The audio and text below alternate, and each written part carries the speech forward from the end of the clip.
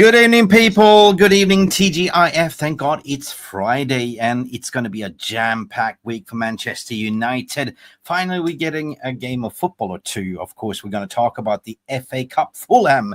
It is a full week, Fulham, full week. Guys, you know what to do. We're going to react on the Ruben Amorim's presser, of course. And what is Garnacho's punishment? Who is available? What will be the starting 11? Will Chido or Martin start? And many more. But before we continue, guys, if you're tuning in, there is a debate in the social media. Liam Delap or Victor Osimhen? Let me know in the live comment section while we are continuing the show. Guys, please do not forget, like and subscribe. Let's load up these like buttons up to 100 as we go.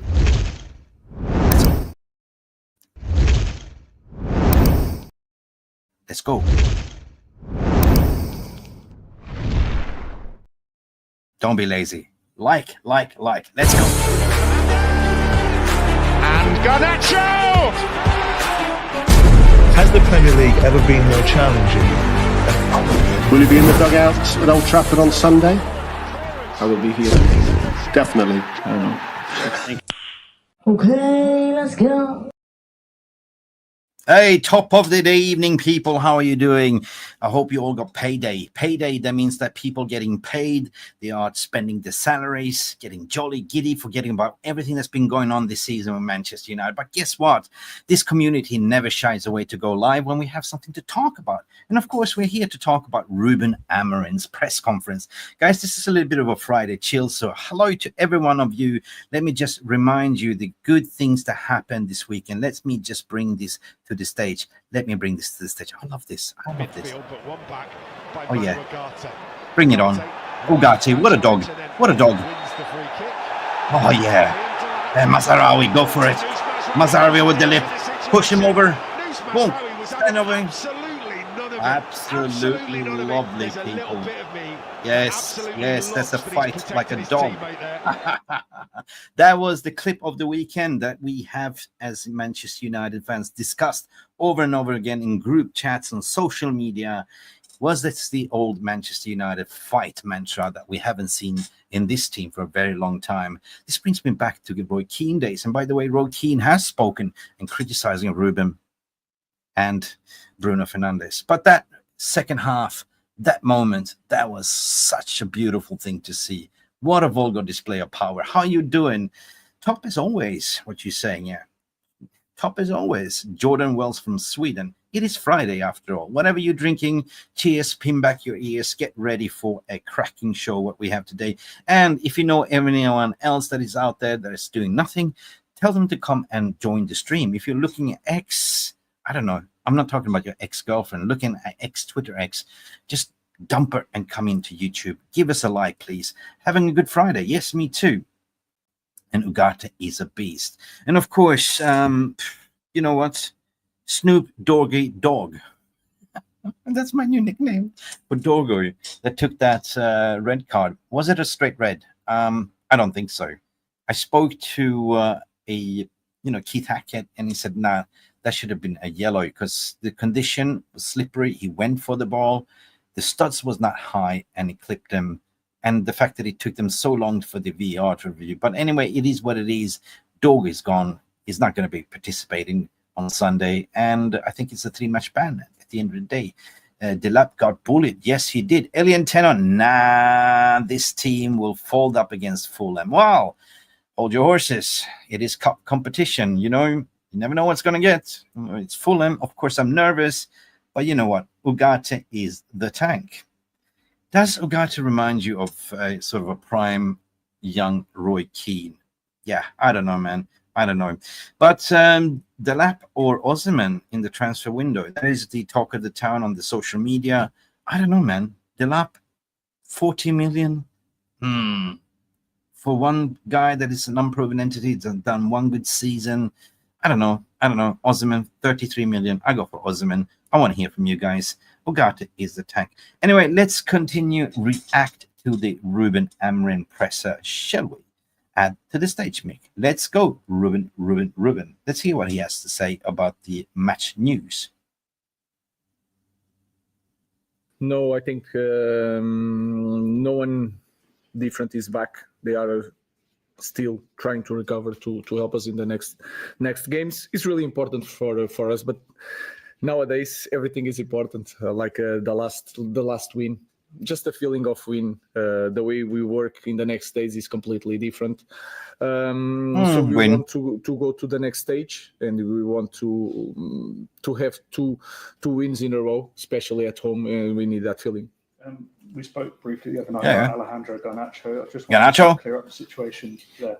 Yeah, he came to me. Was funny because in the next day he came to me to my office. I did some investigation, and please forgive me. I didn't know what to do. He came to his office, and he went to the dressing room, changed his clothes because he was wet. He watched the game in the different, not in the bench. We watched the game. In the end of the game, he was there, and he went home. So he went home. There's not a issue there. But I told them that in Manchester United, everything is important, and perception in a big club is really important. That's it. So he's going to pay a dinner to all the team.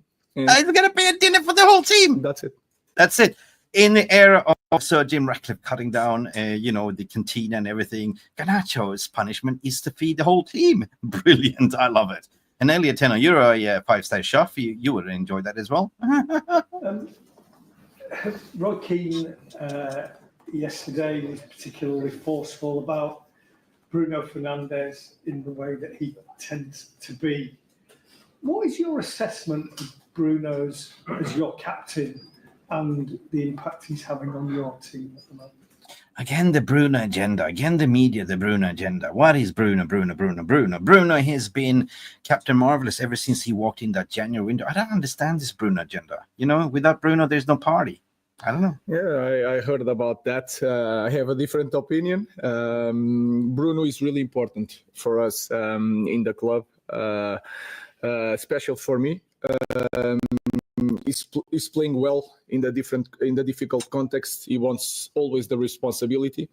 I know that sometimes as a captain, he do things like with his arms, and sometimes you see it in the petulant, criticizing the teammates. I think is most of all is a lot of frustration for this year and the last year and the others. He wants to win, and sometimes it's really hard to deal with that frustration. He wants to win, of course. Everybody has an opinion.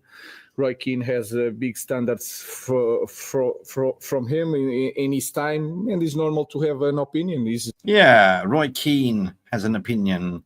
That was in his generation, his time. But, Roy Keane, you're not a player anymore. Of course, you're entitled for your opinion, but we all know the piss poor standards and who is the sort of responsible. That's people above there. Yeah, so big up Roy Keane. I have an opposite opinion, and I think it's more important, my opinion, than Roy Keane, because I'm the coach.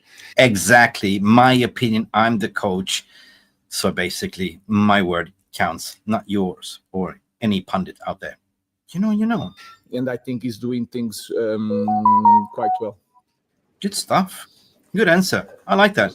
Guys, what do you think about that answer? It's been quite a difficult time on the pitch for United, and I can imagine super challenging for you to manage through. You've spoken about surviving the storm, getting to the summer. I want to know, has there been any discussions around recruitment, any guarantees for what you will get in building the squad in your image, given the financial constraints? Guarantees we don't have. The situation of the club. We need to make some deals for make some deals. We know the situation, but of course we are trying to project the next season. We have to do it. As a big club, and we are changing a lot of things in our squad, in the academy. We are working on everything for the future of the club. So guarantees I cannot give you. The board cannot. It's clear the situation. We have to deal with that, but we are preparing the next season for sure. So it's basically, again, sell to buy, sell to buy, sell to buy. That's always been the case. But it's a little bit warning signs when you said there's no guarantee. Ruben Amorim needs reinforcement in the summer. So it's back to you, Bob, upstairs to make it happen. Then how important is it that Dorgu receives support? Only a young player, difficult week. There'll be lots of criticism and noise, as there always is with United. But people need to remember that he's only 20, came into a difficult circumstance mid-season. It's part of it's like business as usual. Like no big deal. Of course, you don't want a sent off because it's really hard to play with 10 men. Then we lose the player for 3 games. Of course, there is a lot of noise. This is like I said before, it's Manchester United. Everything is a big issue. But for me, it's a normal thing. Try to explain the situation. You already know. You go inside the dressing room. Is really like. He's talking with me without talking. So I don't need to say anything. He's frustrated and he's sad, but he's working and preparing the next games. And we have so many games. We have then in Thursday another game. So we'll be ready for that games and we wait for them. So Dorgu will be absolutely playing. He has time to prepare for the Real Sociedad game on Thursday. So that's a relief. But you know what, guys? Let me know. I don't think that was a straight red card on Dorgu. If you look at that in retrospective, it was harsh, but he's got a point there. Everything gets amplified as soon as Manchester United, and the way they were looking at a review, they called the Empire over there. Like, oh, come on, man, he's Man United. I don't know. Let's continue. What's done is done. Him because he's going to be a very important player for us. So, just on the team news and the goalkeeping situation, where no players have come back. Will Andre continue to start this weekend? And do you feel as though he's suffered not having Altay there to compete with him, maybe because he possibly would have played against Leicester? No, I think he passed this in the last year. I think I don't know for sure. There's some difficult moments, but this season he did some great saves that save our team, and then sometimes have some problems, but that is normal. And I think if you look for our team, you can find a lot of players with that issue. So I think we are not performing so well as a team. And sometimes some players have problems. In the second, people talk about a lot of the second goal. I think from Ipswich, he's waiting for the touch of the lap. I think that is really clear, and then the ball continues to the goal. So that can happen. We just have to support Andre like we support all the players and prepare the next game. Forget about the past and prepare the future. I wonder what he was really thinking when he watched that ball sail through Andrew Onana. Andrew Onana was waiting for the touch of the lap, but as a goalkeeper, the reflexes should be there. You should always prepare for the unexpected. He must have thinking when the 2-0 went in, he's like, you bloody But of course, he's here protecting his teammate, of course, as what he always does. Yeah, it's in the past. But still, Onana needs to be shipped off. Everyone knows it. Hi, Ruben. Earlier this week, Erik ten Hag spoke about the modern-day player being quite soft in some ways. Do you think, even though he's spoken to you about what happened on Wednesday, that Alejandro was a kind of example of that? And do you think maybe he didn't see the bigger picture for the team and why he was being taken off? He's a young kid that will learn. And the important thing is that in the next morning he was speaking with me. I think we need to see that small things like walking out to the pitch, because Xerxes did the same thing and the context was different. But was the same thing. So we have to understand the situation, the context, the age of the players. Of course, they have to be better. They have to understand that perception here is really important. But like I said, you can deal with that in the next day and move on. So let's just move on. Young players. From that movement, the players, modern day players now, have to be able to handle criticism better, and have a kind of, you say, a thicker skin, a tougher skin, particularly at Manchester United, because the focus is so great. I think it's completely different for the players nowadays. Before it was just two newspapers and nothing more. With social media, completely different. They are so focused in social media. You cannot go to social media without seeing a news or a photo, or if you read something bad, you focus on that. You can have like 100 good things, but then one bad thing and focus on the bad thing. So I think it's really hard for them. You can call it soft, but they have like that access to criticism, what people think, that is really, really hard to deal with that, and they need help to deal with that. So it's the modern football, and they have to be prepared for that. So what does it mean? Of course, back in the days there was just newspapers, of course, and now they all have social media accounts. They care about the brand and all that stuff. But there's one simple solution, people. Just switch off your social media. Match day, switch it off. Training, switch it off. Make a rule. No cell phones in the in the dressing room. Simple as that. I think that Erik ten Hag was even speaking about this, and he mentioned the new generation. If they can't take criticism, they break down like porcelain dolls, while the people was playing football in the 80s, 90s, they could take it on the chin, because of course back then there wasn't social media. But I don't think that's an excuse. It's all individual up here, how you take criticism. Anyway, last question in this section, Paul. Sorry, last question. Clarify, will he be available for this weekend? Yes, he yes, has good a one. knock. When he went to shoot, one was blocked almost inside of the box. He has a knock. I expect for him to be ready, but we'll see. I have to wait until tomorrow. Just in terms of that chat that you had with him about perception, do you get the impression that he fully understood what that means, and he sort of buys into all that? I think he understands, but like I said, they read everything, all the small things, and then I know the players quite well. I played for quite a while, and I understand they are frustrated. He was playing well, and he has to go off in that moment of the game. So it's hard to deal with everything, but they have to deal with everything. So I'm just trying to help them to be a better football players. They understand the modern football.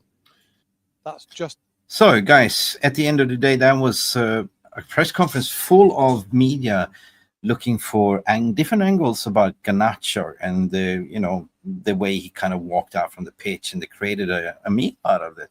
So I think that predominantly in this press conference, Ruben Amorim had to deal with a lot of Garnacho questions. That yes, his punishment was that he has to buy a meal for the whole team, and I like that punishment. Punish him from the wallet and feed the whole team at the end of the day. What are you guys thinking at the end of the day? I think that yes, he's a young player, he's still learning. When you were 21 years of age, what did you know? You did mistakes all the time, right? You did. Am I feeling confident against Fulham? Am I? Knowing that the team news is what it is. There might be a little bit of a change. Will it be any change? I think that,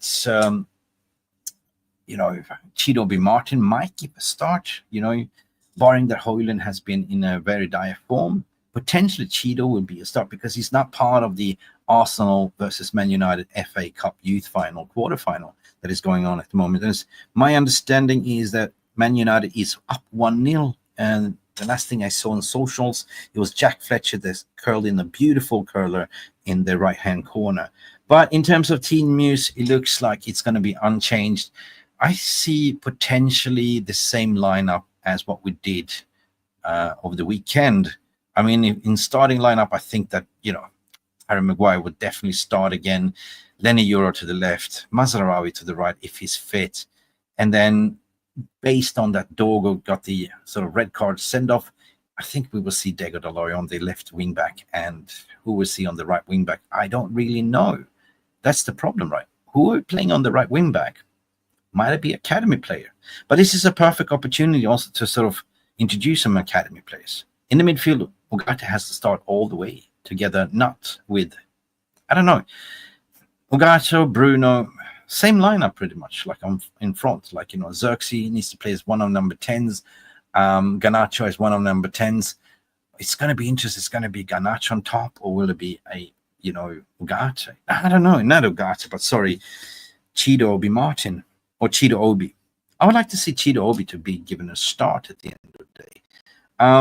So it's going to be a massive week for United, in my opinion, starting on Sunday, FA Cup quarterfinals. Not quarterfinals, round 5. Fullham, home. Oh, that's a difficult game. But I'm comfortably going to say that we're going to go over the line with a 2-1. So potentially going in a extra time. Yeah, 2-1 United. What do you guys reckon? And then, of course, Thursday we have the Europa League away against Real Sociedad, which Patrick Dorgu is going to start. But it's going to be a massive week for United, starting off Sunday. I'm feeling a little bit optimistic, but at the moment, a little bit nervous because we need Europa. FA Cup, in my opinion, is, we are the champions. We need to defend. If we win FA Cup, we qualify into Europe. If we go deep in the Europa League, is pretty much going all the way to the finals. Winning the finals gets us into Champions League. Of course, there was questions asked here in the press conference regarding the summer window, and he said there is no guarantees. There's pretty much sell to buy.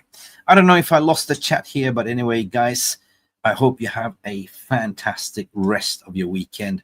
I'm going to close up the shop and I'm going to chill, watch some YouTube and watch a film. But let me know what you think. Leave a comment in the non-live comment section. Big up for all of you. See you on Sunday. Take it easy and glory, glory, Manchester United. Bye for now. Thank you so much for stopping by and watching Mufc RealistTV. Don't forget to like and subscribe and follow us on the socials.